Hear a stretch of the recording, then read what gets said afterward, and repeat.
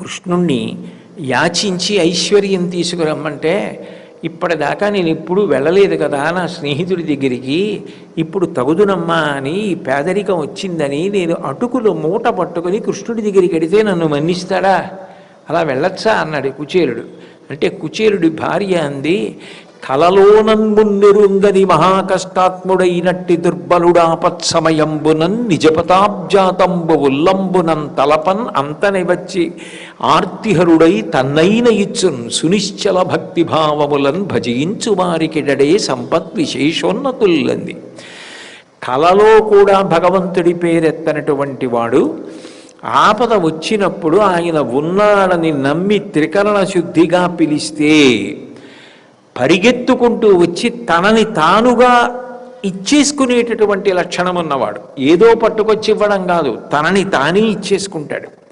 అంతటి దయాగుణం కలిగిన వాడు పరమాత్మయ. కృష్ణుడి దగ్గరికి వెళ్ళడానికి నీకు అనుమానం ఎందుకు? నువ్వు వెళ్ళు, కృష్ణుడు ఆదరిస్తాడంది.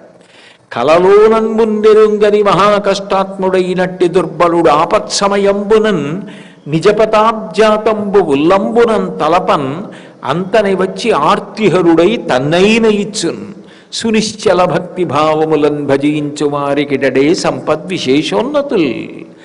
ఇక భక్తితో ఆయన పాదములు పట్టుకున్న వారికి ఆయన ఏమివ్వడు? ఏదైనా ఇస్తాడు. లేకపోతే ఎక్కడో ఉత్తరాగర్భంలో ఉన్నటువంటి శిశువు మీదకి అశ్వత్థామ బ్రహ్మశిరోనామకాస్త్రం ప్రయోగం చేస్తే లోపల ఉన్న శిశువు ఆ వస్తున్న బ్రహ్మాస్త్రాన్ని చూసి కదిలిపోతుంటే ఉత్తర వెళ్ళి కృష్ణ పరమాత్మను ఆశ్రయిస్తే నిశ్శబ్దంగా ఉత్తర అక్కడ రథం దగ్గర ఉన్నవాడు అట్లాగే కనపడుతూ ఉత్తరాగర్భంలోకి ప్రవేశించి అసలు నిజానికి నిర్వంశమైపోవలసినటువంటి పాండవ వంశాన్ని రక్షించాడు. కాబట్టి పరీక్షిత్తు బ్రతికి బట్ట కట్టి బయటికి వచ్చాడు. ప్రార్థన ఉత్తర చేసింది అని ఉత్తరాగర్భంలోకి వెళ్ళి పరీక్షిత్ మహారాజుని కాపాడాడు. అటువంటి దయాళువు లోకంలో ఎక్కడుంటాడు? అంత దయగలిగినటువంటి కృష్ణ పరమాత్మయే జగన్నాథుడిగా వచ్చాడు. అది కూడా ఈ జగన్నాథుడిగా వచ్చినప్పుడు ఎంత దయ అంటే నిజానికి ఎప్పుడెప్పుడు ఎక్కడెక్కడ ఏ దోషం జరిగిందో దోషాన్ని ఆయన చూడలేదు. ఎక్కడ ప్రేమ ఉందో అక్కడ ప్రేమని అధికారం అన్న మాటని కానీ అర్హత అన్న మాటని కానీ పరిశీలించకుండా, అంటే ఏదో అడ్డు పెట్టకుండా ఆ ప్రేమ ఒక్కదానికి అంత లొంగిపోయాడు. కృష్ణ పరమాత్మ యొక్క స్వరూపమే కాబట్టి నాకు కావలసినది భక్తి ఒక్కటే. ఆ భక్తి అన్న వెన్న నీ మనసులో ఉంటే నేను నవనీత చౌర్యం చేసి నీకు తెలియకుండా తింటానని చెప్పడానికి వచ్చినవాడు. అందుకే మొట్టమొదట్లో నీలమాధవుడిగా ఎవరి చేత సేవింపబడ్డాడు? అరణ్యాలలో తిరిగేటటువంటి శబరజాతికి చెందినటువంటి నాయకుడు విశ్వావసు సేవ చేస్తే స్వీకరించాడు.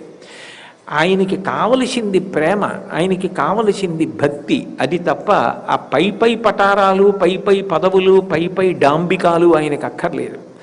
ఆయనకి కావలసింది కేవలం భక్తి. ఆ తర్వాత మంత్రి భక్తితో ఆయనని దర్శనానికి వెళ్ళాడు, దర్శనమిచ్చాడు. కానీ కేవలము ఏదో తెలివితేటలు ఉన్నాయి కదా అని చెప్పి ఆవాల సంచి పెట్టుకుని దారి కనిపెట్టి భగవంతుణ్ణి నేను రాజుకి చూపించగలననుకుంటే అంతర్ధానం అయిపోయాడు. ఇంద్రజుమ్నుడు పరివేదన చెందితే స్వప్నంలో కనపడి దివ్యమైనటువంటి దొంగ వస్తుంది, దానితో నువ్వు చేయించు మూర్తులను అన్నాడు. మళ్ళీ తొందరపడి కాలం పూర్తవకుండా విశ్వకర్మ మూర్తులను చెక్కక ముందు తలుపులు తీసేస్తే కాళ్ళు చేతులు పూర్తిగా లేనటువంటి మూర్తిలోకి ప్రవేశించాడు. ప్రతి